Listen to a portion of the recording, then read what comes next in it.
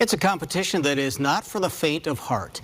Today is the final day of the 2025 National Veterans Wheelchair Games in Minneapolis. Among this year's athletes, an Army veteran born and raised in Grand Forks who says the fiercest competition comes from within. WDAY News reporter Ben Ricci shows us how healing is more important than winning at these games. Tony Dries isn't a stranger to tackling new challenges. This is my first year in compound archery, so it reflected in my score. A combat veteran, Dries served as a transportation specialist in the U.S. Army from 1986 to 1992. I served in Desert Storm in the Gulf War. I was actually in a barracks that was struck with the deadliest Scud missile of the Iraqi war, literally hours before the war was ended. 28 service members lost their lives in the attack on Dhahran, Saudi Arabia.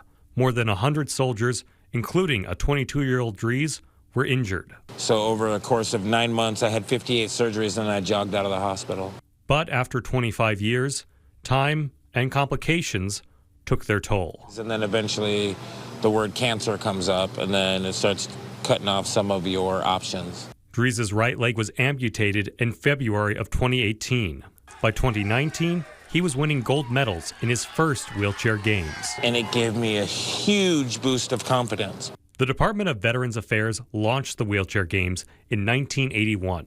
They're open to all veterans with spinal cord injuries, amputations, or other conditions that require them to compete in a wheelchair. Dries says the athletes aren't here to compete against each other. They're competing against themselves, feeling that same sense of camaraderie that they felt when they served and pushing one another to greater heights. You can't help but to be fired up, motivated, inspired, and you do a gut check. I'm like, man, am I sandbagging? This lady's over here killing it with one arm.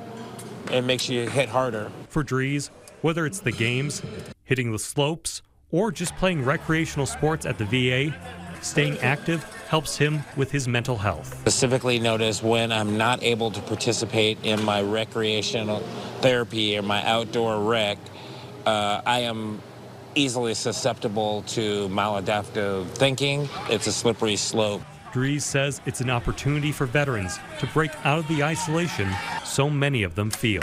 To be in a place where I don't have to explain myself or talk about my condition or answer to it, that feeling, man, that is really connective for me as a veteran. Great job, man. Great job. Ben Ricci, WDAY News.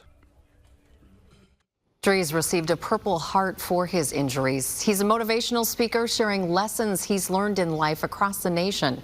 Veterans interested in joining adaptive sports can find more information on the VA's website or call their local VA office.